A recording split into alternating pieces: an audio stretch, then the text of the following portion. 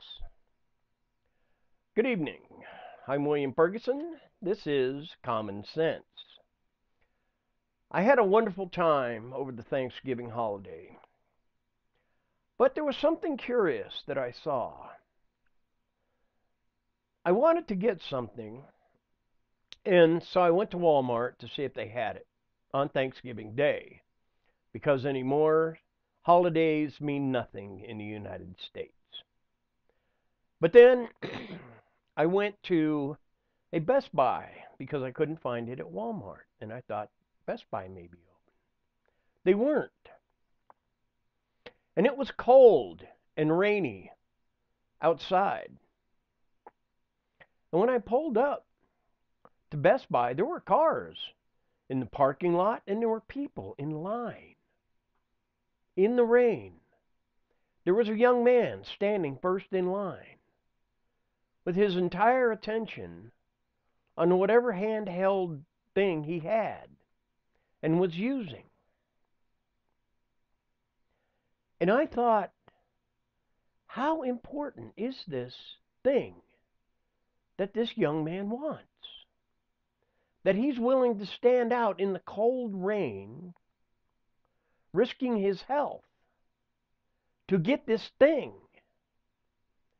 And once he gets this thing, after so long, say a month or two, it's obsolete. It's no longer the thing to have. Sure, he might have had the first one. He was the first in line. But what is it worth?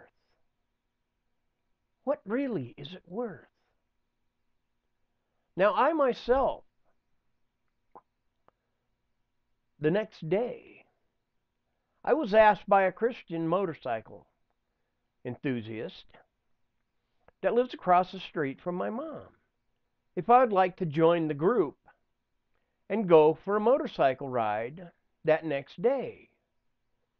And I said, well, yes, that would be nice. And so we met up at the clubhouse in the area that my mother lives in. And we talked and we decided where we were going to go. And we decided to go get lunch out on South Padre Island. And so we rode out and we came to the island, and we were actually on the shoreline in a restaurant, and we had lunch. And it was wonderful. We rode back. The day was beautiful. It started out foggy, but it ended up to be a beautiful day. And, you know, I didn't have to wait for anything. But I see it like this. I'm a Christian. And I know that God does things for me and with me so that I will learn and see His awesomeness in others. And so I didn't have to wait out in the cold rain to be the first in line, the first in the store, to get this thing that would soon be obsolete. But I waited, and the opportunity came to me. And now I have new friends. They live in different places in the United States, but they gather in South Texas during the winter.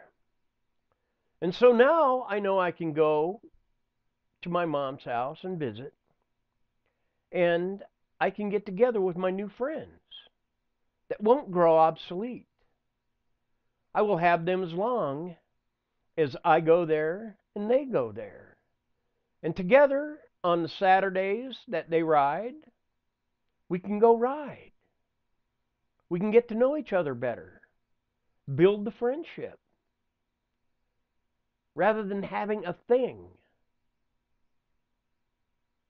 that becomes less than what it was in the first place. Friendships normally become more than what they were in the first place.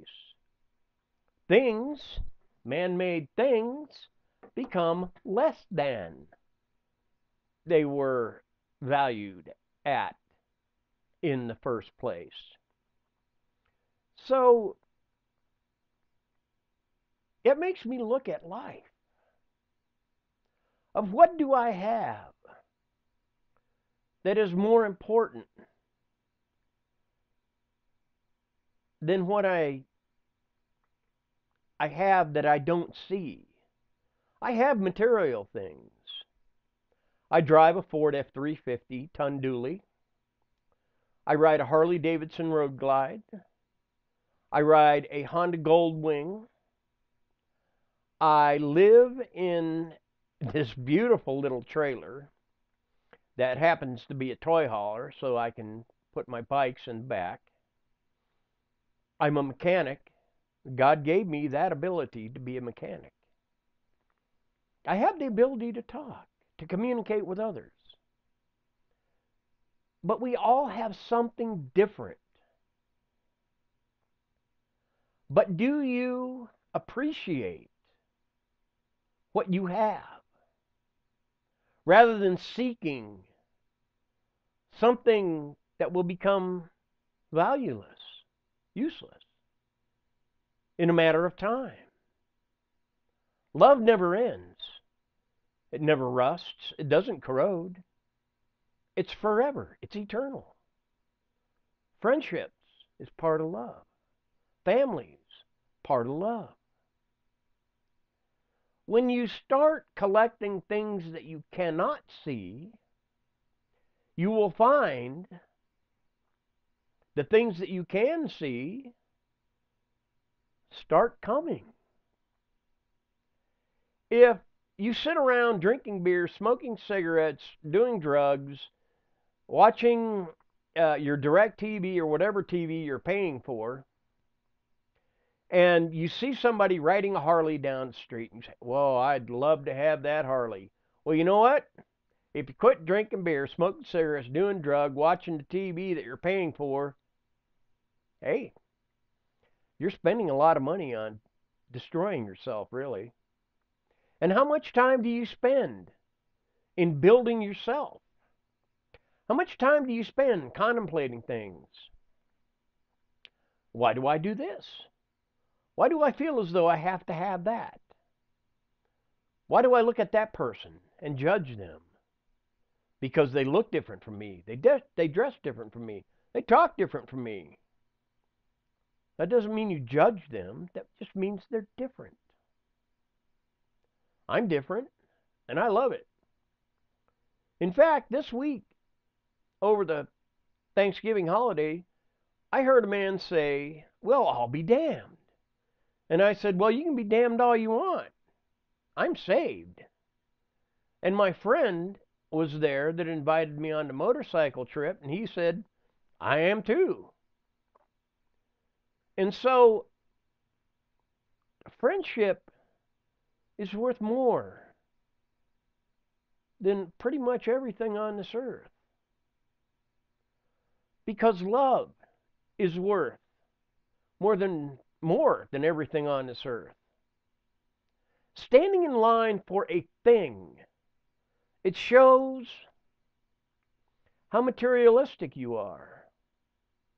And in my sense, not judging the person, but simply gaining an idea of who this person is.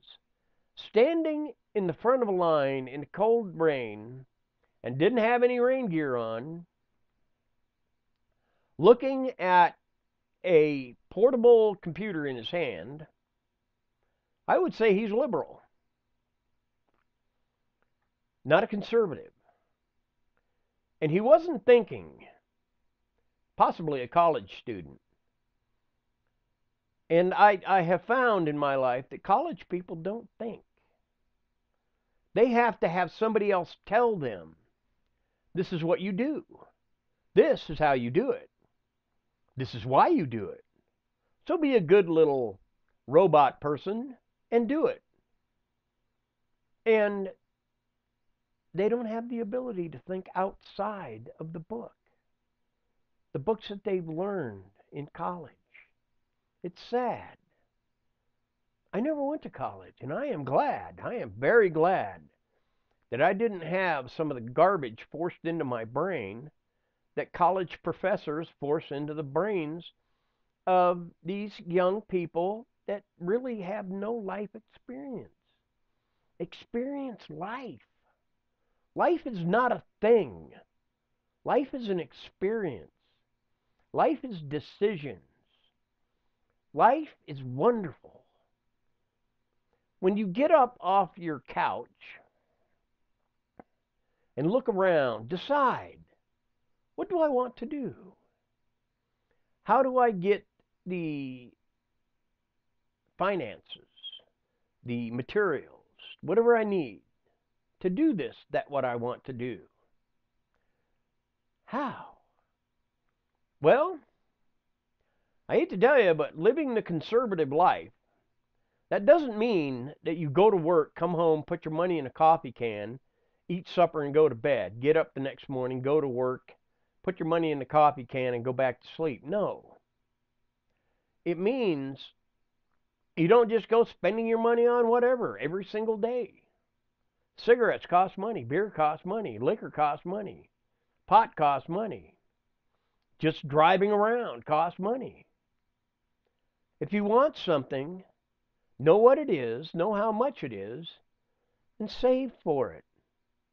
And when you get a loan, that is the biggest thing I've ever heard is a scam in my entire life. Get a loan. Yes, spend your money to spend your money because you can't wait. You have no patience.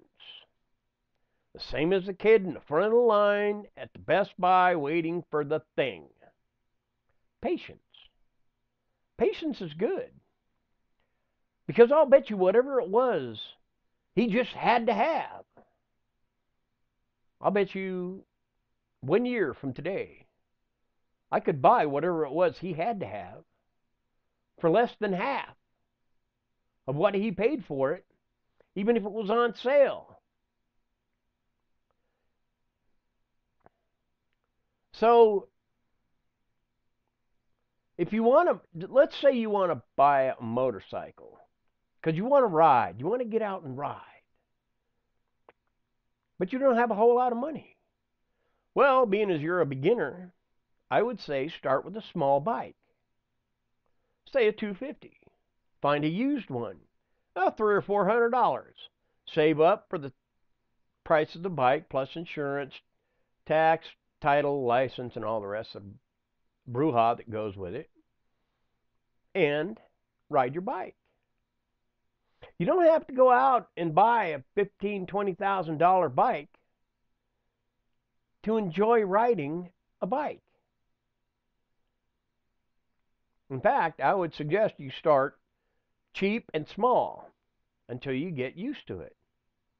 And while you're riding your little bike, which saves gas on going back and forth to work or wherever you go, you can save up a little extra money to buy a newer, bigger bike.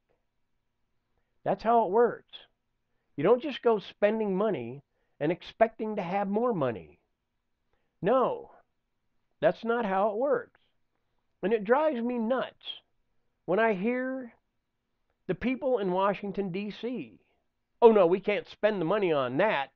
That's a need. We need that. We can spend the money on this over here because we don't need it. We just want it. So we're going to spend the money over here. It makes me sick. It really does. Because it's not their money. That's my money. That's your money. That money belongs to the people of the United States. And we should be holding them accountable as to what they're spending our money on. Anyway, that's the left and right of it.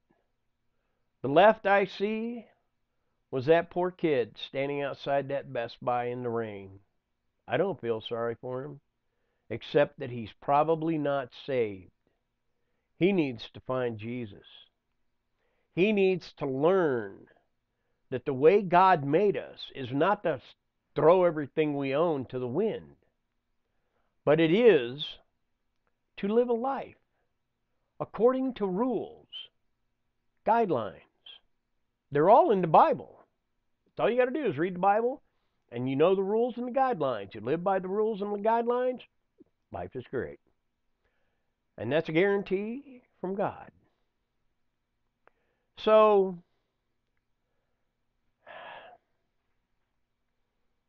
think about it. Does it make sense to stand out in the rain? Or does it make sense to wait?